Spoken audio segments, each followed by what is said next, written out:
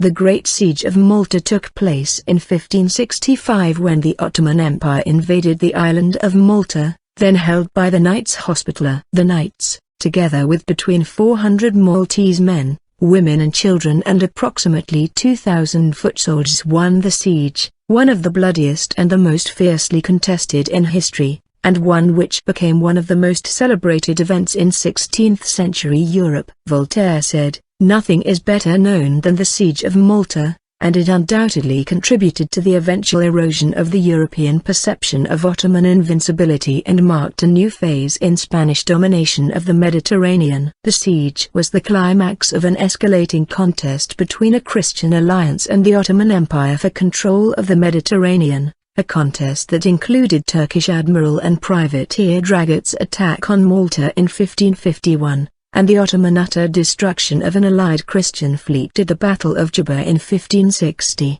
The Knights Hospitaller are also known as the Sovereign Order of St. John of Jerusalem, of Rhodes and of Malta, Knights of Malta, Knights of Rhodes, and Chevaliers of Malta. By the end of 1522, the Ottoman Sultan Suleiman the Magnificent had forcibly ejected the Knights from their base on Rhodes after the 6-month siege of Rhodes. Between 1523 and 1530, the order lacked a permanent home. They became known as the Knights of Malta when, on the 26th of October 1530, Philippe Villiers de l'Isle-Adam, Grand Master of the Knights, sailed into Malta's Grand Harbour with a number of his followers to lay claim to Malta and Gozo, which had been granted to them by Holy Roman Emperor Charles V in return for one falcon sent annually to the Viceroy of Sicily and a solemn mass to be celebrated on All Saints' Day. Charles also required the Knights to garrison Tripoli on the North African coast, which was in territory that the Barbary Corsairs,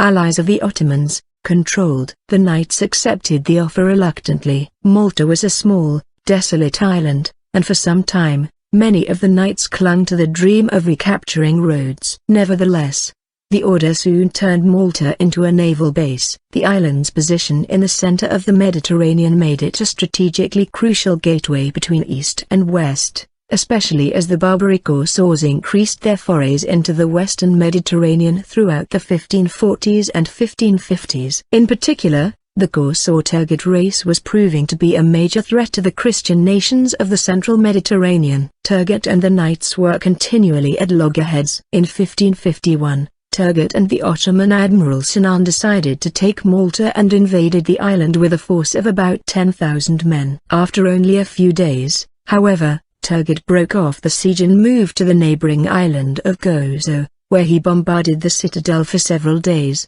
The Knights' governor on Gozo, Galatian Deses, having decided that resistance was futile, threw open the doors to the citadel. The Corsairs sacked the town and took virtually the entire population of Gozo, approximately 5,000 people, into captivity. Turgut and Sinan then sailed south to Tripoli, where they soon seized the Knights' garrison there. They initially installed a local leader, Aga Murat, as governor, but subsequently Turgut himself took control of the area. Expecting another Ottoman invasion within a year, Grand Master of the Knights Wanda Homedes ordered the strengthening of Fort St. Angelo at the tip of Birgu, now Vittoriosa, as well as the construction of two new forts, Fort St. Michael on the Sengli promontory and Fort St. Elmo at the seaward end of Mount Sybaris, now Valletta. The two new forts were built in the remarkably short period of 6 months in 1552. All three forts proved crucial during the Great Siege.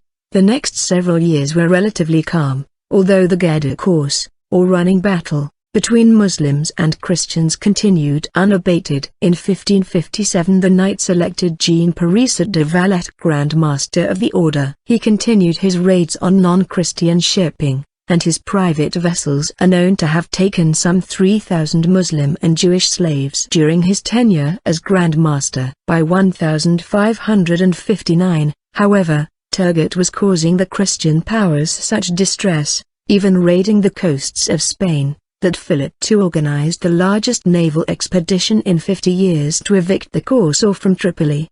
The Knights joined the expedition, which consisted of about 54 galleys and 14,000 men. This ill-fated campaign climaxed in the Battle of Djerba in May 1560, when Ottoman Admiral Pial Pasha surprised the Christian fleet off the Tunisian island of Djerba, capturing or sinking about half the Christian ships. The battle was a complete disaster for the Christians, and it marked the high point of Ottoman domination of the Mediterranean. Toward the siege after Djerba, there could be little doubt that the Turks would eventually attack Malta again. In August 1560, Jean de Valette sent an order to all the orders priories that their knights prepare to return to Malta as soon as a cetacean summons was issued. However, the Turks made a strategic error in not attacking at once, while the Spanish fleet lay in ruins, as the 5-year delay allowed Spain to rebuild her forces. Meanwhile, the Spaniards continued to prey on Turkish shipping. In mid-1564,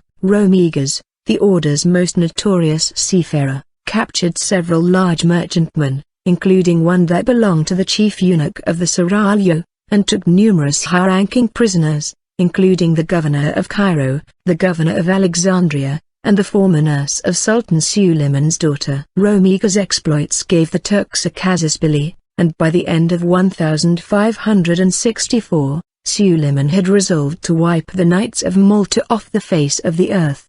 By early 1565, Grand Master de Valette's network of spies in Constantinople, today Istanbul, had informed him that the invasion was imminent. De Valette set about raising troops in Italy, laying in stores and finishing work on Fort St. Angelo, Fort St. Michael, and Fort St. Elmo. The armies, the Turkish armada, which set sail from Constantinople at the end of March, was by all accounts one of the largest assembled since antiquity. According to one of the earliest and the most complete histories of the siege, that of the order's official historian Giacomo Bosio, the fleet consisted of 193 vessels, which included 131 galleys, 7 galleots, small galleys, and 4 galleasses, large galleys, the remainder being transport vessels, etc. Contemporary letters from Don Garcia, the Viceroy of Sicily, give similar numbers.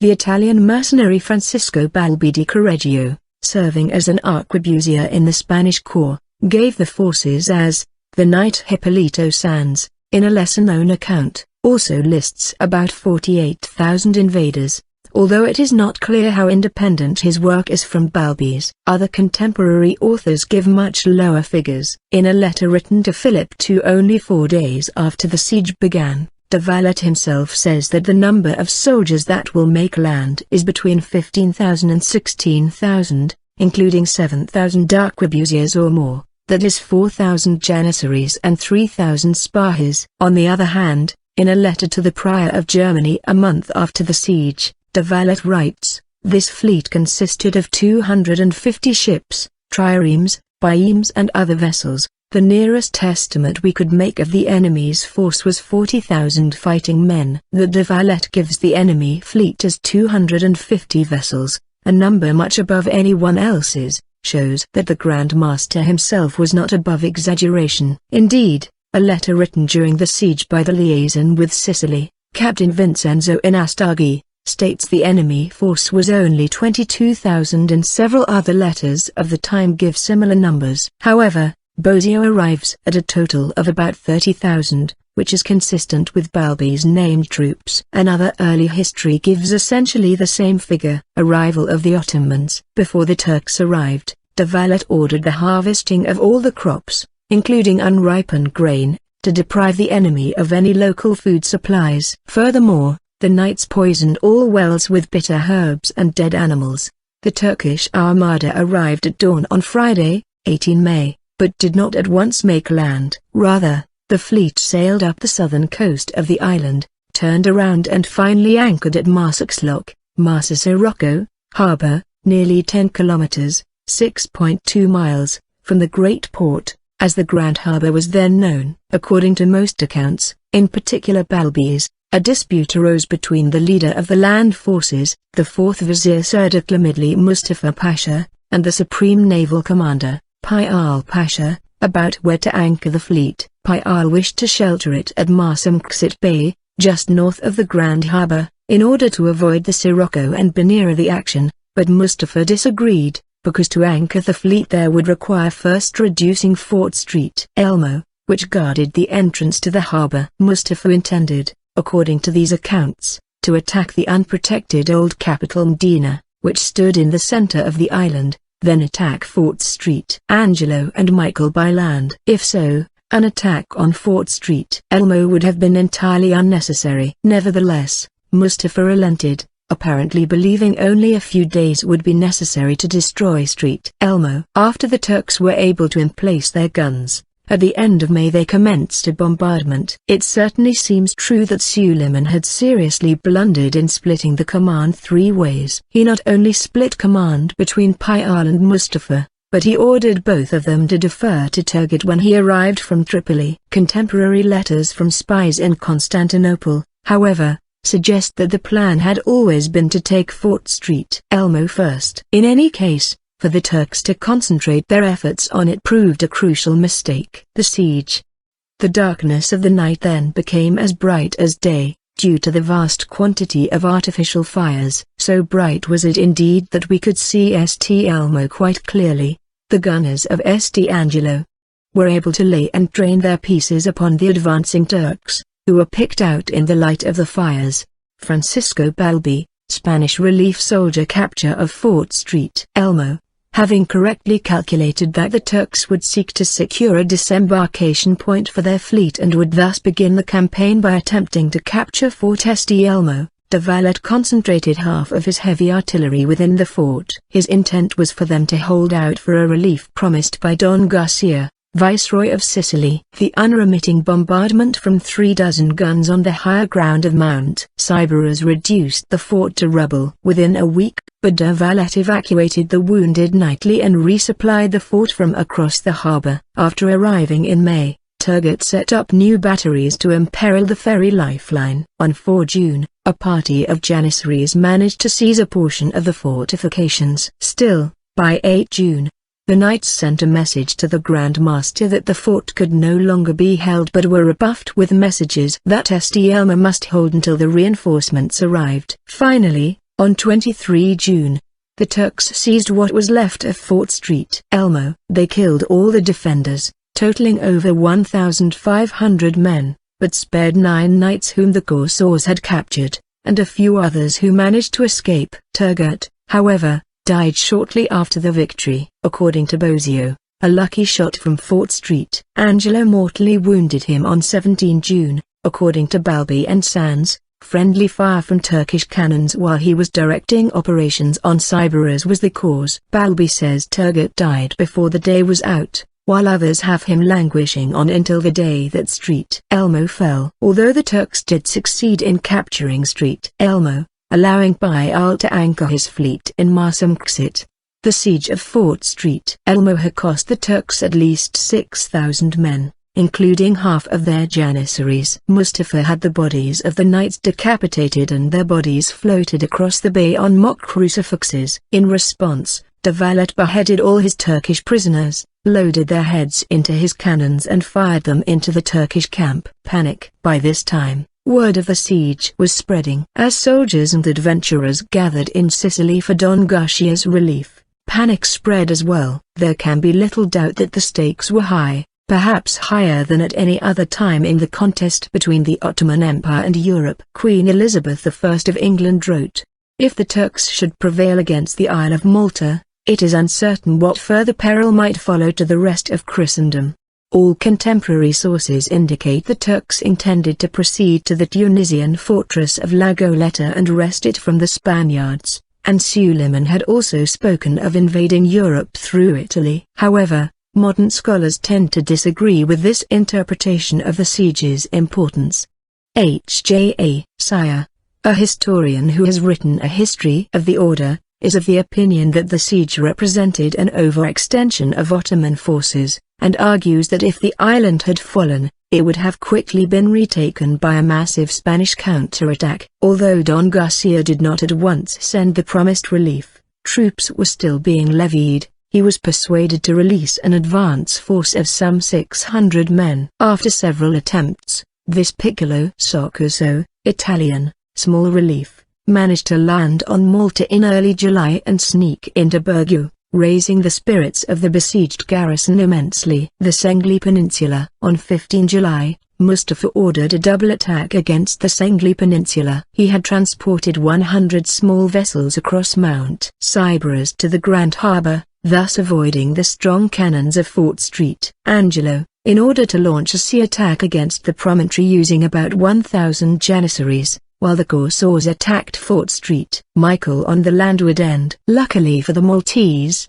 a defector warned de Valette about the impending strategy, and the Grand Master had time to construct a palisade along the Sengli promontory, which successfully helped to deflect the attack. Nevertheless, the assault probably would have succeeded had not the Turkish boats come into point-blank range, less than 200 yards, of a sea-level battery of 5 cannons that had been constructed by Commander Chevalier de Guiral at the base of Fort St. Angelo with the sole purpose of stopping such an amphibious attack. Just 2 salvos sank all but one of the vessels, killing or drowning over 800 of the attackers.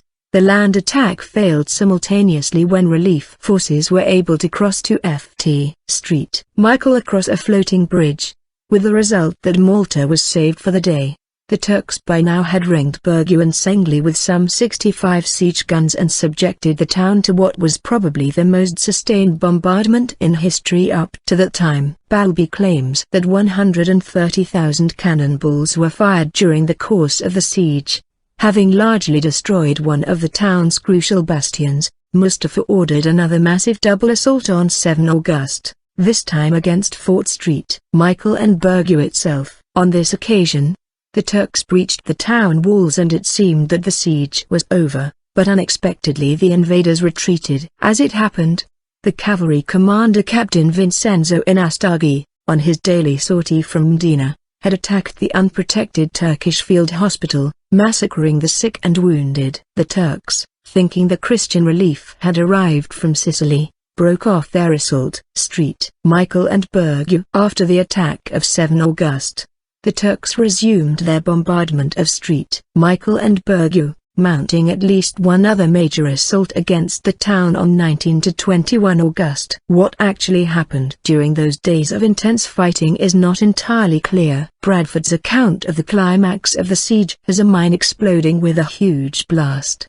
breaching the town walls and causing stone and dust to fall into the ditch, with the Turks charging even as the debris was still falling. He also has the 70-year-old de Valette saving the day by leading towards the Turks some 100 troops that had been waiting in the piazza of Birgu. Balbi, in his diary entry for 20 August, said only that de Valette was told the Turks were within the walls. The Grand Master ran to the threatened post where his presence worked wonders. Sword in hand, he remained at the most dangerous place until the Turks retired. Bozio also has no mention of the successful detonation of a mine. Rather, in his report a panic ensued when the townspeople spied the Turkish standards outside the walls. The Grand Master ran there, but found no Turks. In the meantime, a cannonade atop St. Angelo, stricken by the same panic, killed a number of townsfolk with friendly fire.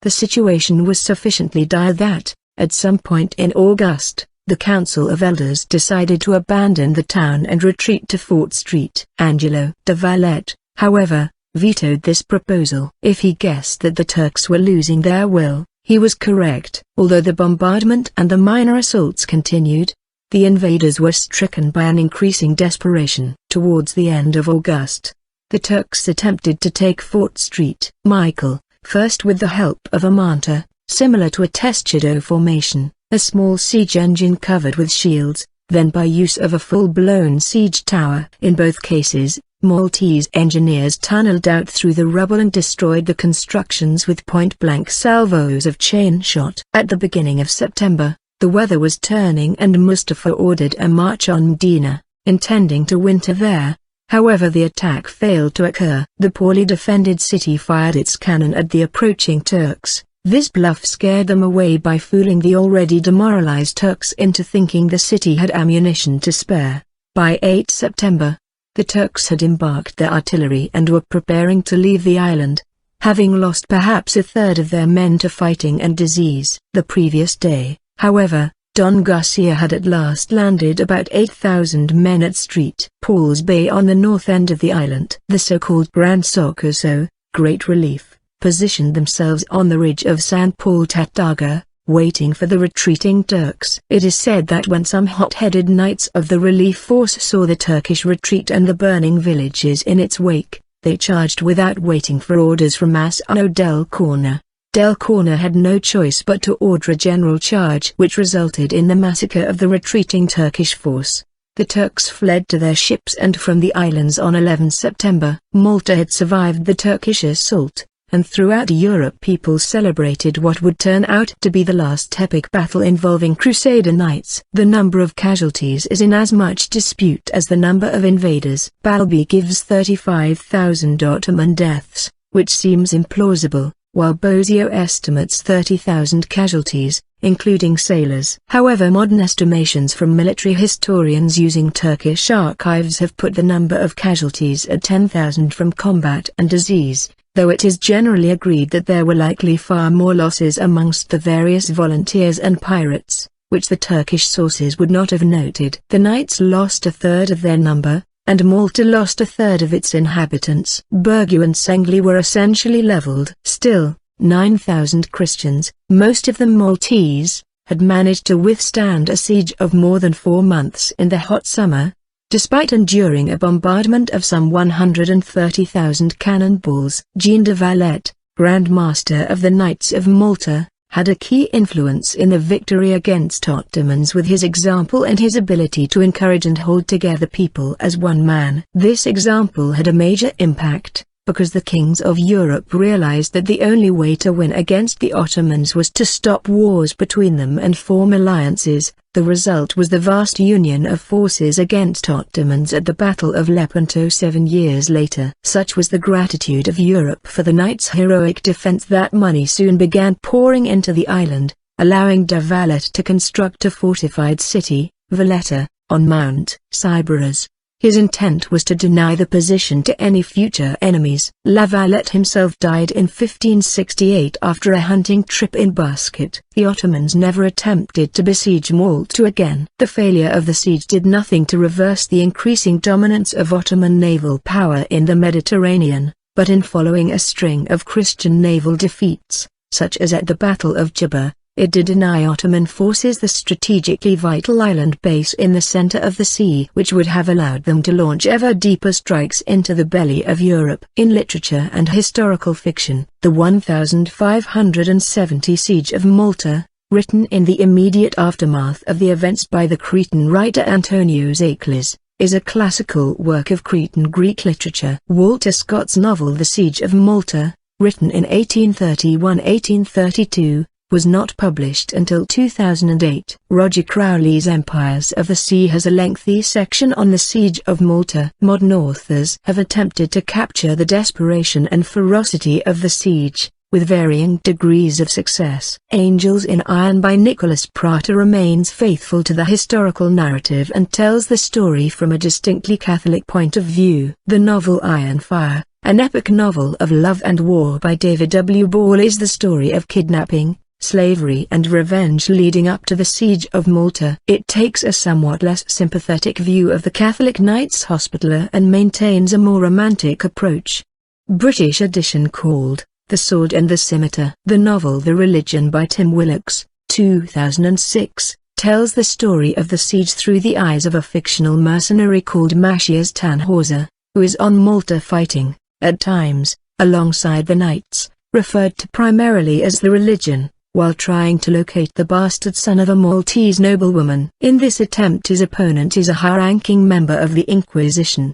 The story presents a picture of both sides of the conflict without romanticizing or sanitizing the content for modern consumption. The novel Blood Rock by James Jackson tells the story of the siege with a focus on a fictional English mercenary called Christian Hardy. Throughout the siege, Hardy works to discover the identity of the traitor within the Religion who works to ensure a Muslim victory. The traitor works on behalf of the French king, Francis I, who believed that peace with the Ottoman Empire was in the French interest and that the marauding Knights Hospitaller, by annoying the Sultan, threatened the security of France. It is the main plot of Pirates of Christ, the historical novel by Edward Lim and Dorothy Dunnett in The Disorderly Knights. Book 3 of the Lymond Chronicle gives a detailed fiction account of the events of 1551 in Malta, Gozo and Tripoli. Although several of the characters are fictional, the bulk of the personages are historical. In the video game Age of Empires 3,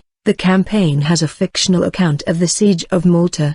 The 2011 novel by Christopher Hart, written under the pen name William Napier, was called Clash of Empires, The Great Siege, and focuses on the events of 1565, centered on their impact on the fictional English character Nicholas Ingoldsby, the son of one of the Knights of St. John. The Simon Scarrow novel Sword and Scimitar, published in late 2012, is set around the siege, seen through the eyes of the fictional character disgraced Knight Sir Thomas Barrett, who is searching for a hidden scroll in the possession of the Knights of St. John that could threaten the reign of Elizabeth I when the Ottomans attack Malta.